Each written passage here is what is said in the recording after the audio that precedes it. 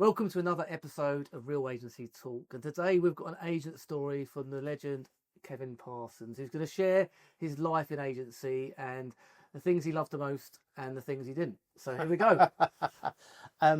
Right. Well, I've been an agent now since I first started agency in 1979. And was it your dream? I don't know if it was part of my dream. What happened was I remember going to sort of the careers guy at school and saying, I don't want to work in an office, but I want to be sort of a blue white collar worker. And I said, I don't want to be an accountant. I don't want to be. My mum wants me to go and work in the bank. Right. And I thought, that's the last thing I want to do is to actually go in there.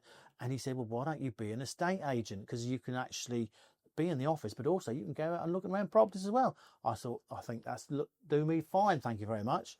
So I went to university for studied estate management first, primarily to be RICS qualified. Did that for a couple of years. And then I didn't drop out, but sort of I needed an extra year in order to qualify. Did day release, didn't work out. And long story short, after doing assistant surveyor, just doing building society surveys basically, I got really bored with that. And then an opportunity came. We were local and independent with about 8 offices. Opportunity came to work on the agency side. So did that for 18 months, sort of training. I remember 1 month, and going back in 1979, there was 2 of us doing agency, just 2 of us, and we sold 42 in a day. And those days there was in a month. I know. I was going to say that. But in those days, there's no mortgage advisor. Right. So basically, I was selling them, and my manager, he was arranging the mortgages. That's how it worked then. You know, you don't sort of say, well, go and see the mortgage advisor in the corner. And it was using contacts either through local solicitors who were agents for building societies, or local insurance agents who were agents for building societies.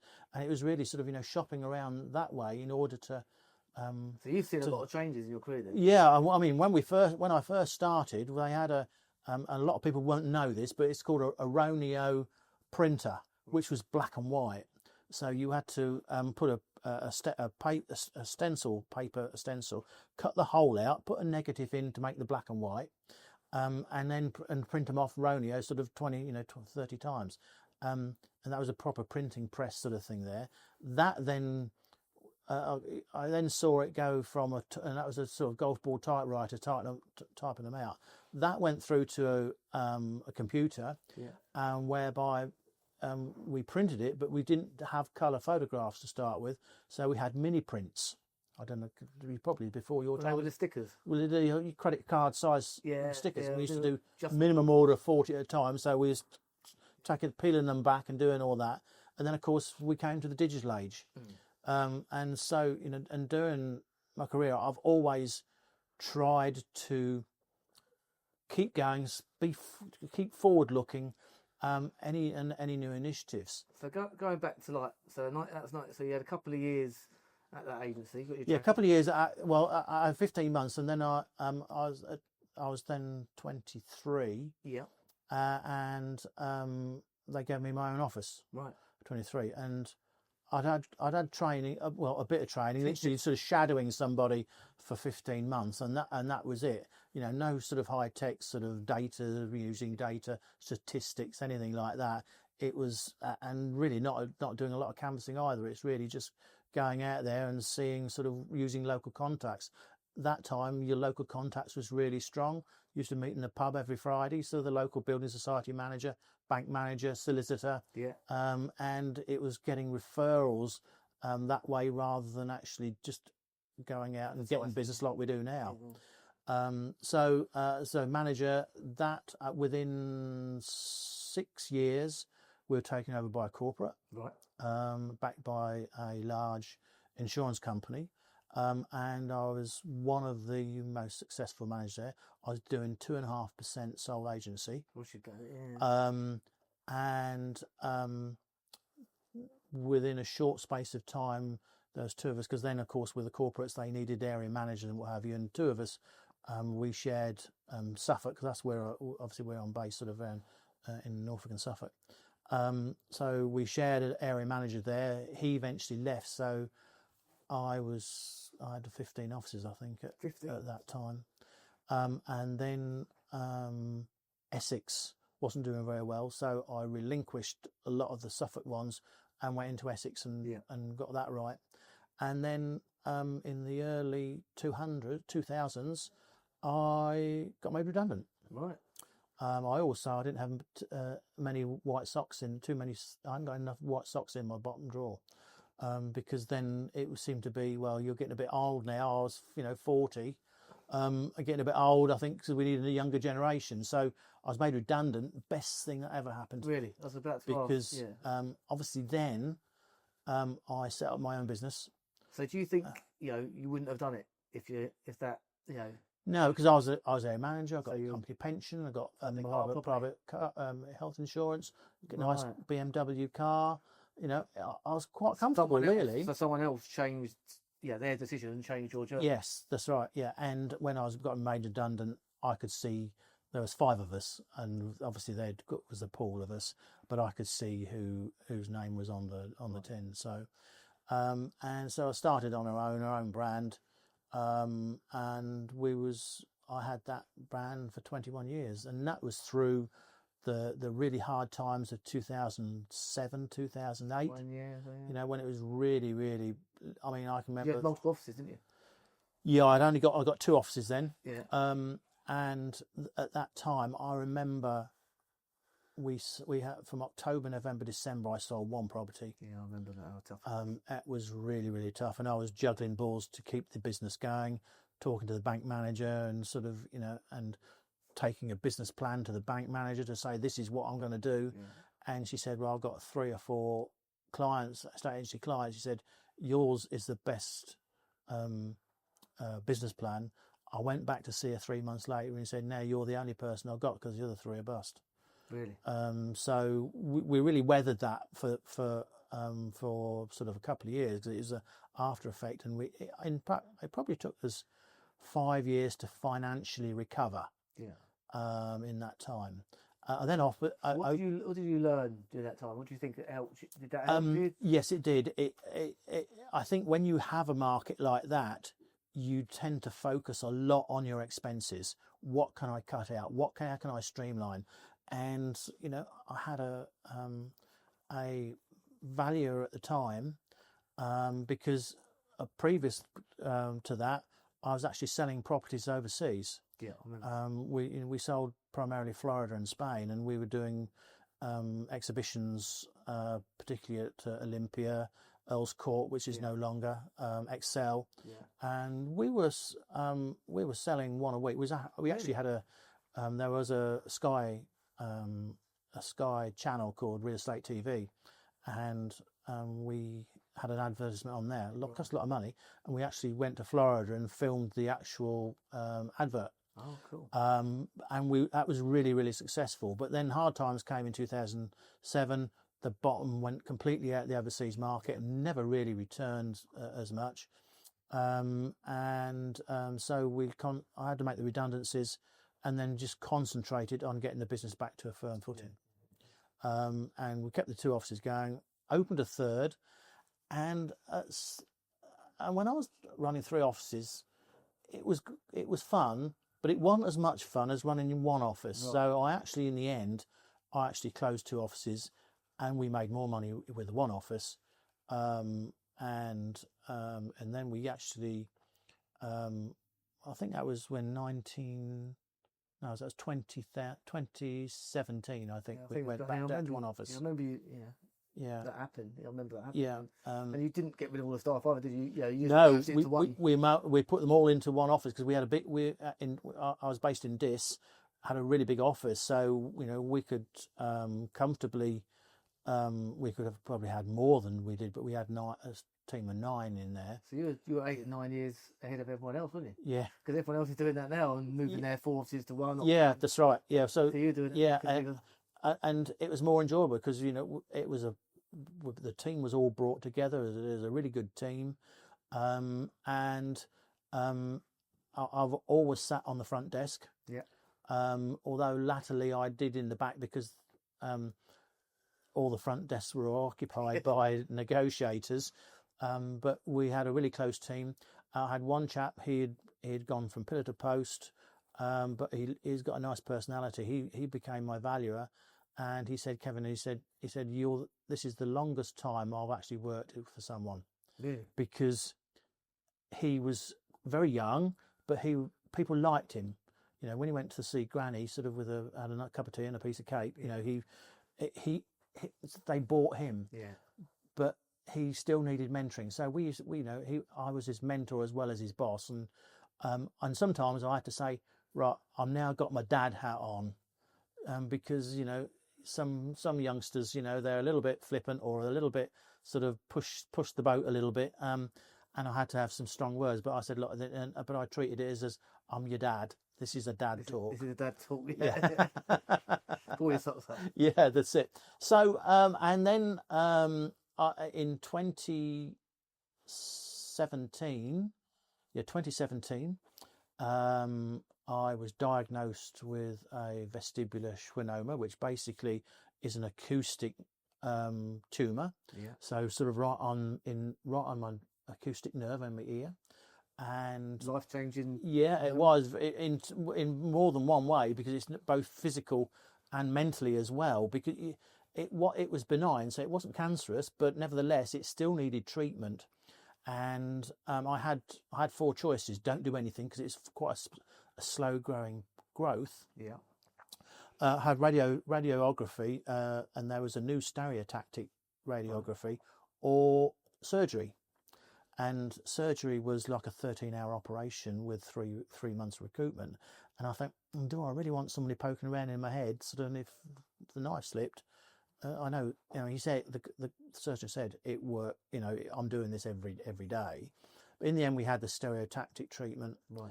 I was literally strapped to a bed because it was the head.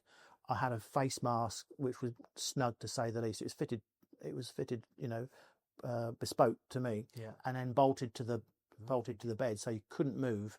And that was for half an hour. And boy, does that take it out of you. You didn't realise until you've had something like that the body, when you're ill, you become tired and sleeping all the time. I'm always on the go 12 hours a day. The body makes you go to sleep because it wants to use your energy to make you better. Right. Yeah. And I think that's whatever sort of illness you have. So I did have a blip there, and that did bring priorities to the forefront of mind, and which made me have a 5-year plan to say, I think you need to sort of take it easier and enjoy life more. Yeah. And that 5 years actually turned into 7 years, because things didn't happen the way it did, or it should have done. We had a bit of COVID-19 thrown in. Yeah, that's right, in between. Yeah. So in the end, sort of, I retired at the end of 2023. Yeah. And so. And obviously we're talking about your health. Your health's all good now. And yeah, it's all good. The only thing is I can't hear in one ear. So, you know, if I was showing you earlier, so I've got, you know, a hearing aid, but also a table mic for.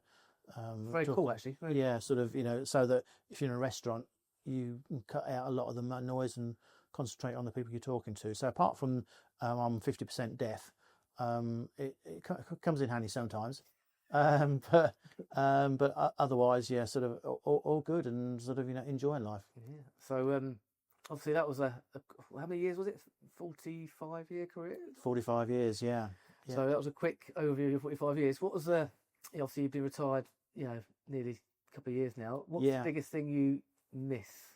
I think it's actually, I suppose, if I'm honest, sort of, because I started back in the pandemic. A lot of people were sort of forecasting that after the pandemic, the market was going to go down by 20%, and the market's going to, you know, go really down, not to sell anything. Of course, we know now it went the complete opposite way. Yeah. So doing I had a lettings business as well, so everybody was furloughed apart from me and my lettings manager, and so I looked at what can I do to actually increase our business to just stay level. Yeah.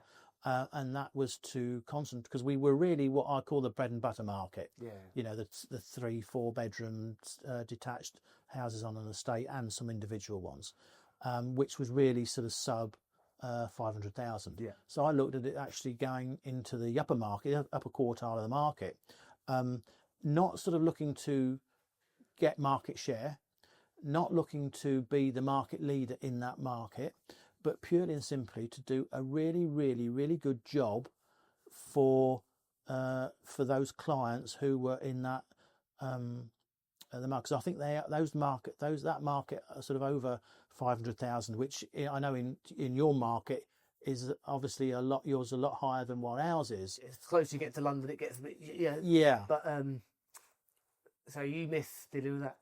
Is that what you're saying? Yeah, that's it. So yeah, so we started. So I started that upper quartile market, and I found that they were quite discerning clients, and if you gave them time and energy and information and and give them a lot of knowledge, they repaid that with loyalty.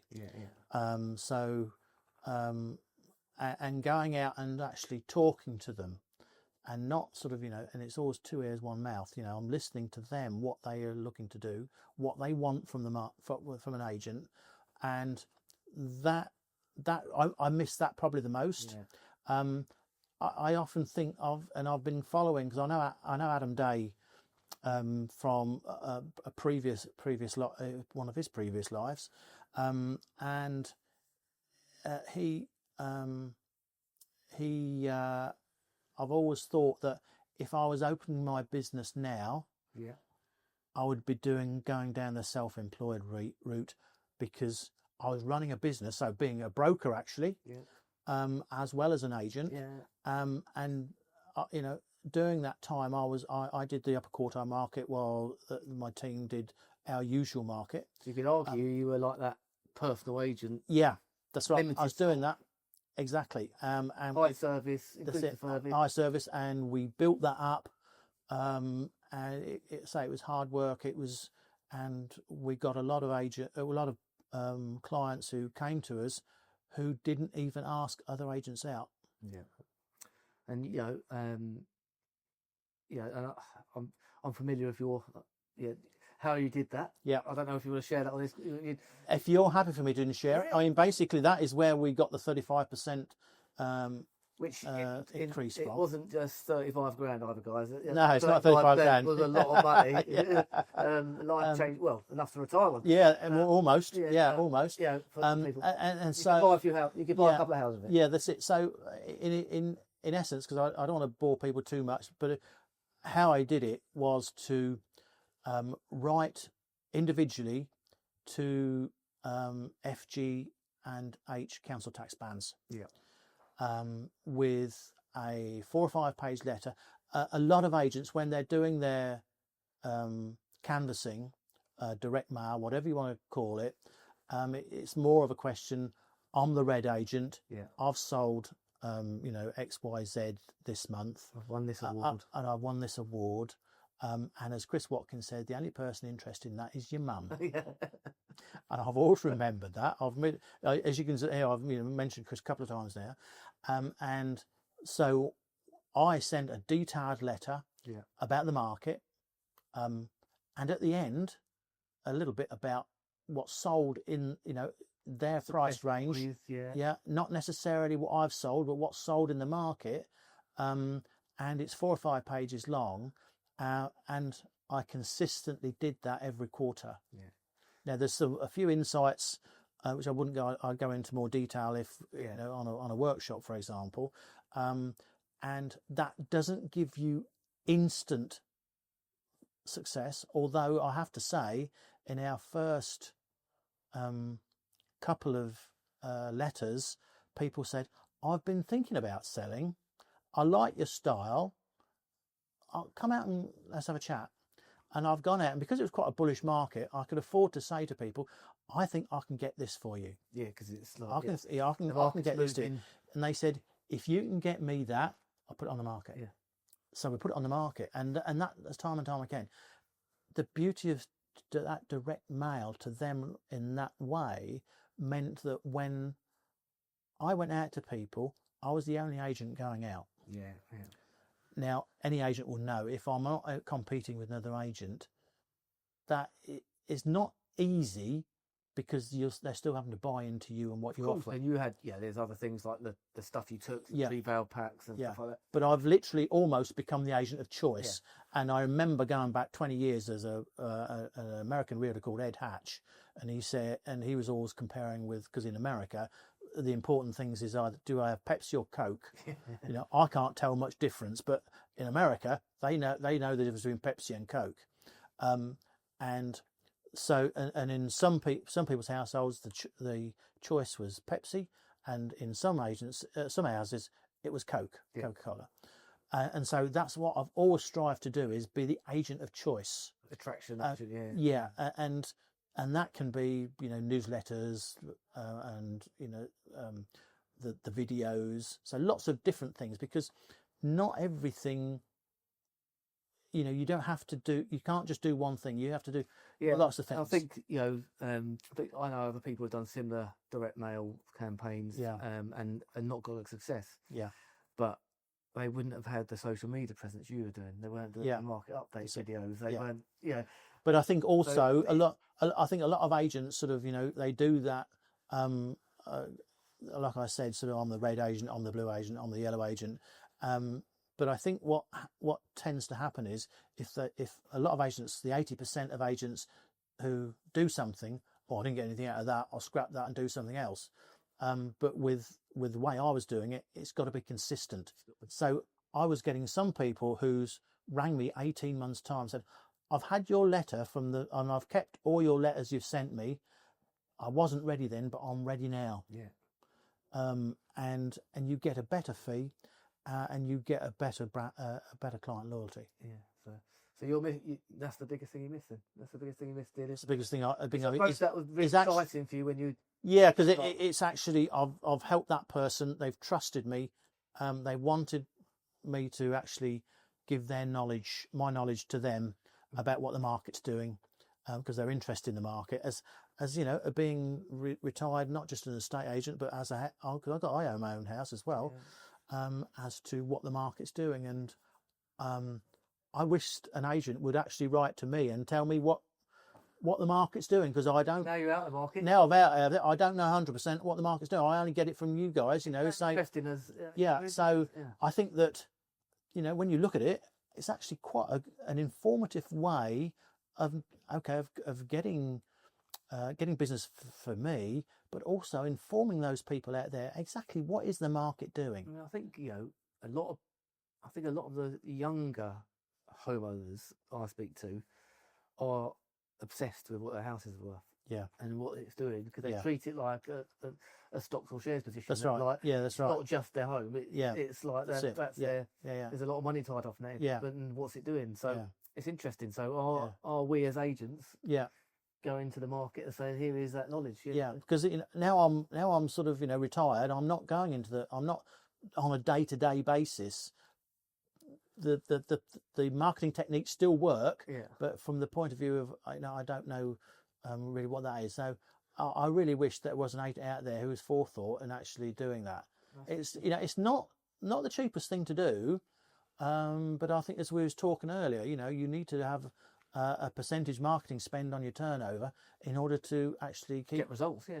And whether the market is good or bad, you still need to keep that marketing up. And probably from your experience, you've gone through recessions and tough times 3 or 4 times. And every time things have got tough, I've increased my marketing spend. Painful sometimes. Sometimes you've got to borrow money, and sometimes you haven't got the money, but you've got to increase your presence. That's right. And to get you through that tough time, you've got to trade your way out of a tough situation. I think a lot of people go into their shell, don't they, and cut back. Yeah, that's right. Yeah, and I think you have to cut back, because you've got to run it, still running it as a business, but you've got to cut back in the right places. Yeah, exactly. Yeah, in the right places. I've got a couple more questions before we finish. Yep. Because I could talk to you all day, but what's the one thing you don't miss from agency. So what was the thing which or did you love it all? You might have loved it all. I did love it all. I suppose running certainly when there hard times, it was actually juggling balls to, make sure that the bills were paid every month. I was always loyal to my staff and wanted to, sometimes I didn't pay myself just to pay them. Yeah. So I didn't like that. Yeah. And so you wouldn't have stepped back into those shoes again? No, I wouldn't. No, I definitely. I think that's the beauty of the EXP. Yeah. The system is that you can. I know the government is trying to get rid of 0 hours now, but I think sort of you can have a part-time assistant on a basis of I'll pay you a bit more if you do a bit more as well. It's good. You pay it according to your success. Yes. But I think so I think also sometimes staff can cause headaches. Yeah, I think that is a hard part of running a business. Yeah, you can't just say carte blanche, and say No. they're all like that. No, but you can get some people who don't necessarily want to. They haven't got the passion, or they haven't got the sort of the commitment to it's just a job to them. It's a 9-to-5 job, full stop, rather than actually I want to come to work. I'm on commission, but I'm on commission. Well, I'll deserve that, not going out and earn it. Right. Yeah. And where do you think agency's going? Yeah, obviously you've seen a lot of changes from sticking those photos on the to doing videos. Well, of course now you've got a lot of AI seems to be coming into play a lot. I don't think you're ever going to replace an agent. Yeah. Because we've always said that the US is 20 years ahead of the UK. Yeah. So you probably need to look at what's happening in the US to see where we're going to be in 20 years' time. So I think sort of, the digital age, who would have thought that when I first started out, we'd have an internet? Yeah. What is it? What is this big thing, the internet? Now it's sort of, we wouldn't be without it. Wouldn't be out with email. Even when I first started, the office only had one computer with internet on it. Yeah. Which we shared the email box. Yeah. And someone would shout, Adam, there's an email for you. And I'd have to change desks, reply to it. No emails on the phone or anything like that. I remember my stepson, about 25, 30 years ago, he said, one day there'll be something where you can take a picture, make a phone call, and you can get the internet all on the same sort of thing. And of course now we've got smartphones. This is crazy. So it's always difficult to predict, but I think it's an exciting opportunity for people who I think self-employed is not right for all. No. Because you've got to be self-motivated. But I think and I've obviously seen some results, and I've actually before I really knew much about EXP, I'm going back now 4 or 5 years, I did a self-development course with an American realtor who was a member of EXP. And those were really forward-thinking ideas, which I've got all those in my catalogue, if you like, and which I'm very happy to share. So I think really that the future personal agent, hopefully that will enable people to the sellers to actually get a far better service than they perhaps a lot of them get, because I've gone to the cheap agent. You got the most valuable asset, and you go to the cheapest agent around. If you've got a happy client, there's more chance that the client's going to return. Yes, and refer. So, Americans are very big on referrals. And I actually, when I first got my business card out, 20 years ago, I had my face on the picture, my face on the business card, and referrals always appreciated at the bottom. Did you? Yeah. So well, thanks for asking me along. Sort of, I've been a real privilege, and I've really enjoyed sort of having, being part of your podcast, and look forward to seeing some of your agents very soon. Yeah, nice one. Thank you very much. Great. Cheers. Thank you.